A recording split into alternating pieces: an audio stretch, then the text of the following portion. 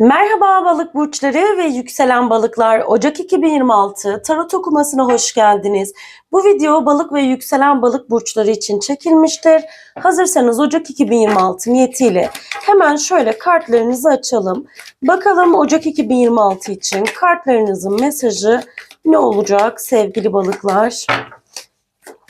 Ocak 2026 çok güzel bir kartla başlangıç yaptı. Tılsım asıyla ilgili balıklar. Tamam, şimdi bak. Zincirin ilk halkası çok net ve manidar olarak geliyor. Tılsım asıyla başlıyoruz. Hemen arkasında kılıç dörtlüsü geliyor. Bakar mısın şu güzelliğe sevgili balık? Vay be. Ama şimdi diyeceksin ki bu ikisi yan yana ne alaka? Dur, dinle beni. Tılsıması ne demek biliyor musun balık? Kapıya kadar gelen bir nimet. Elinin uzanabileceği kadar yakın bir fırsat.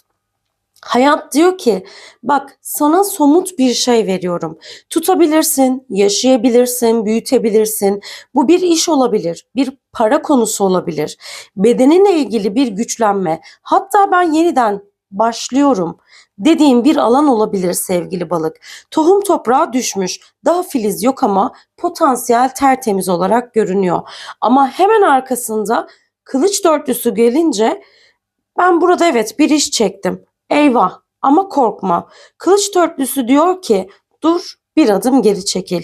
Yat dinlen düşün. Yani balık burcu bu nimet sana gelmiş ama sen o sırada yorgunsun. Ya da belki şu anda da geldi ama bunu karşılayacak gücün yok. Yorgunluğun var. Zihnin dolu. Kalbin yorgun. Belki de hevesin kursağında kalmış. Eski kırgınlıkların var. Hayat sana bir şey uzatıyor ama ruhun diyor ki ben önce bir toparlanayım. Bak burada çok önemli bir daha var. Burada fırsat kaçmıyor. Bu kısmet geri alınmıyor ama aceleyle de alınmıyor. Sanki evren şunu söylüyor. Bu senin canının bir parçası olacak. O yüzden yaralıyken değil, dinlenmişken tutman gereken bir fırsat geliyor ve dinlendiğinde o fırsatı tut diyor Ocak 2026'da. Kılıç dörtlüsü bazen yanlış anlaşılır sevgili balık. Bu kart tembellik değil. Bu kart bir şifa molasıdır. Zihnin üstüne yığılmış düşünceler var ya, onları biraz susturmazsan tılsıması eline alsan bile asla tadını alamazsın.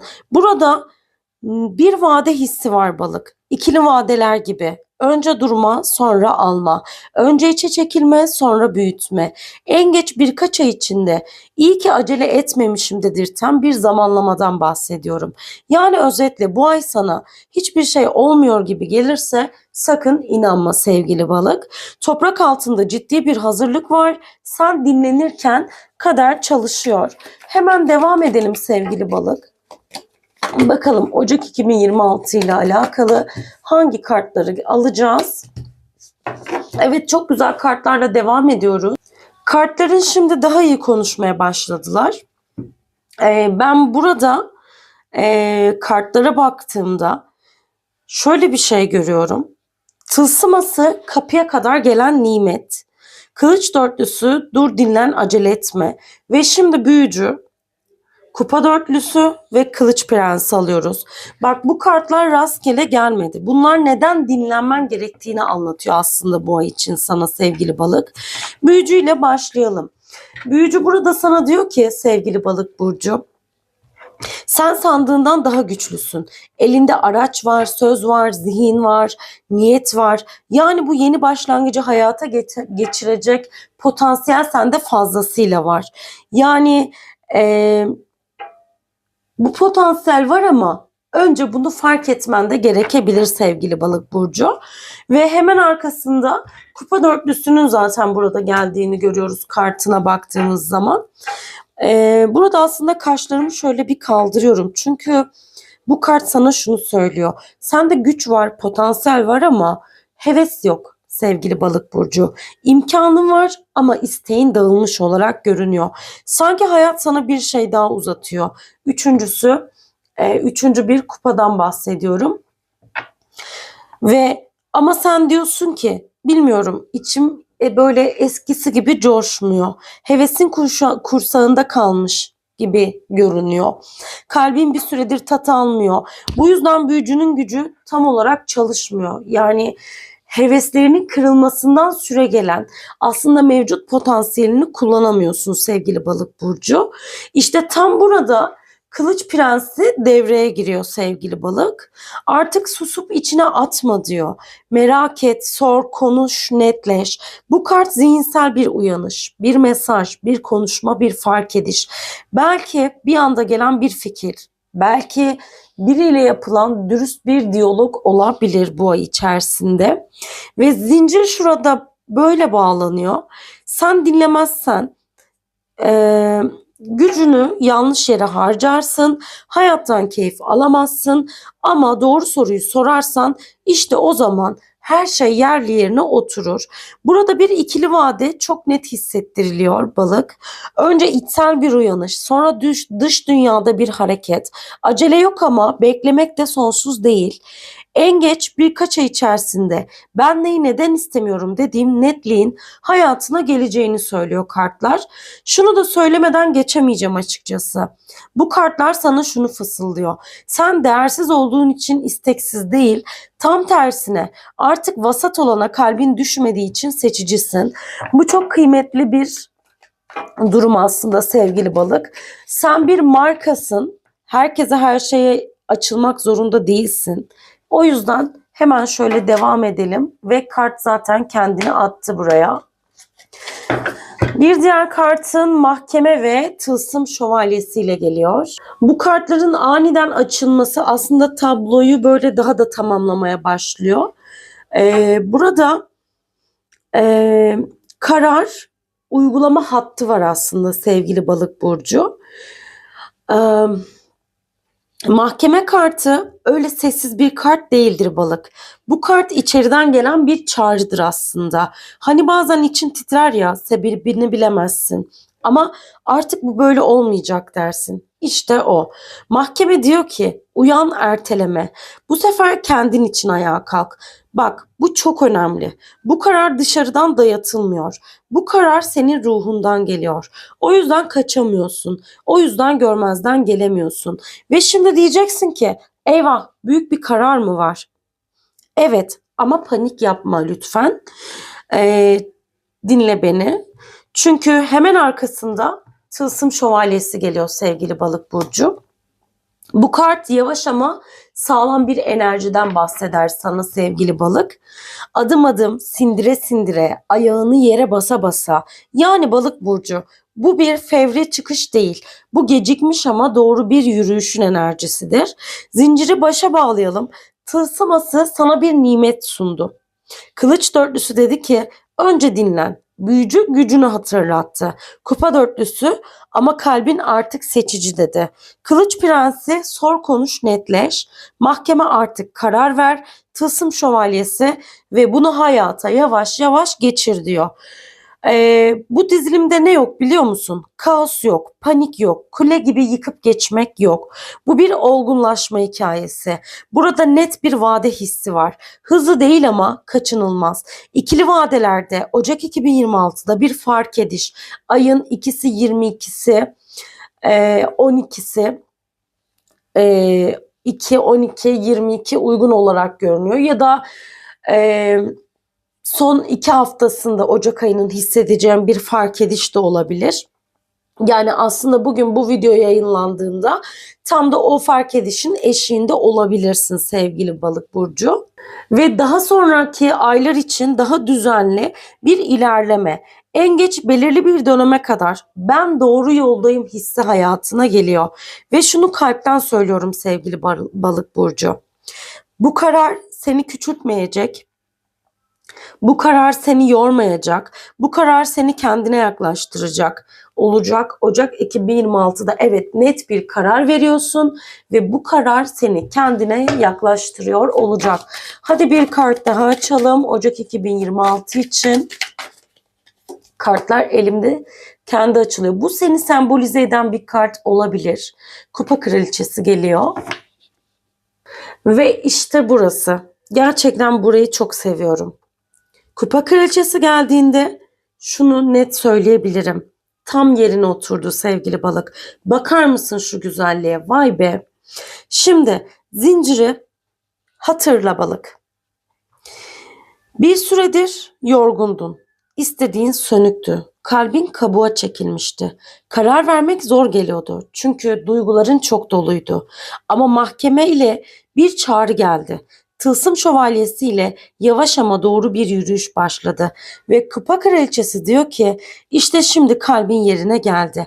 Bu kart şifa demek, duygusal denge demek, kendini suçlamadan, kendini hırpalamadan hissetmek demek. Balık burcu bu kart senin özün, empati, sezgi, şefkat. Ama bu sefer başkaları için değil. Bu sefer kendin için. Sanki hayat diyor ki artık başkalarının duygusal yükünü taşıma. Artık herkesin derdine derman olma. Biraz kendi canının parçasını koru. Özellikle Ocak 2026'da bunu fark et sevgili balık burcu. Burada çok tatlı bir farkındalık var. Duygularını bastırmıyorsun ama onlarla boğulmuyorsun da. Ağlayabiliyorsun ama içinde kaybolmuyorsun. Seviyorsun ama kendini de unutmuyorsun bu ay sevgili balık. Bu kart Ocak 2026 için ben iyiyim der sana sevgili balık. Ve bu cümle o kadar güçlü ki bir vade hissi var evet burada. Yavaş yavaş yumuşama. İlk başta iç huzur, sonra çevrenin fark etmesi. Aylar içinde sen çok güzelleştin, değiştin diyen ya da dedirtecek bir enerjiden bahsediyorum. Ve şunu net söyleyeyim, bu kraliçe yalnız değil. Bu kraliçe verdiğin bir kararın ödülü olarak gelecek sana. Sen değersiz olduğun için geri çekilmedin, sen olgunlaştığın için seçtin gibi bir mesaj var. Ama bak ben burada duruyorum. Henüz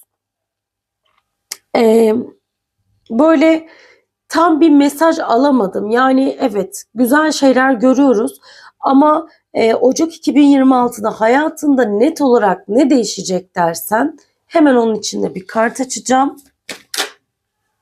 Bir kart dedik ama kartlar aynı anda açıldı. Ölüm kartı ve tılsım altılısı. Şimdi ölüm kartı geldiği için öyle eyvah falan demek yok sevgili balıklar. Yanında da hemen tılsım altılısı açılıyor. Yani bu kartlar seni korkutmasın. Şimdi gerçekten can kulağıyla beni dinlemenizi istiyorum. Ölüm kartı burada bir kayıp değil aslında sevgili balık. Bu daha çok yük bırakma kartı. Artık işlevini yitirmiş bir döngünün kapanması. Hani yıllardır taşıdığın ama neden hala sırtımda dediğim bir şey var ya. İşte onun bırakılması. Şimdi zinciri baştan sona bağlayalım. Tılsıması ile kapıya gelen nimet, kılıç dörtlüsü ile durup dinlenme, büyücü ile bende güç var farkındalığı, kupa dörtlüsü ile isteksizliğin nedeni, kılıç prensi ile zihinsel uyanış, mahkeme ile içsel karar, tılsım şövalyesi ile sağlam yürüyüş, kupa kraliçesi ile duygusal denge ve şimdi ölüm kartı diyor ki eski sen burada kalıyor. Yani Ocak 2026 ve öncesinde kalıyor sevgili balık. Bu bir temizlik, bu bir şifa, bu bir yeniden doğmadan önceki soyunma hali. Ve hemen arkasından tılsım altılısı geliyor. İşte burası hayatın terazisini düzelttiği yer olacak senin için. Tılsıması der ki artık tek taraflı vermiyorsun. Artık Ocak 2026'da hakkın olanları, hak edişlerini alıyorsun. Bu kart maddi manevi denge kartıdır. Emek verdiğin yerden karşılık almak, eksik kalan bir ödeme, bir destek, bir yardımın gelmesi bu ay kaçınılmaz olacak. Maddi konularda bu ay bir anda zengin oldum ayı değil sevgili balık. Dürüst olmam gerekirse ama çok güzel bir rahatlama var. Hakkın yenildiği bir konu. Gecikmiş bir ödeme, bir destek, ikili vadelerde dengeye oturuyor olacak. Aylar içinde ben artık nefes alıyorum dedirten bir düzen kuruluyor. Ölüm kartı burada eski duygusal bir bağı kapatıyor. Bitiş ama zihninde yaşayan bir hikaye. Yani evet bu ay bir bitişim var. Lakin bu daha çok zaten böyle zihninde yaşayan bir hikayeymiş gibi hissettiriyor. Tılsım Asili yeni dengeli ilişki ihtimali doğuyor. Tek taraflı sevmek yok. Taşıyan hep sen olmayacaksın. Özellikle ilişkisi olan balıklar için al-ver dengesinin kurulduğu ve konuşulduğu bir ay olacak.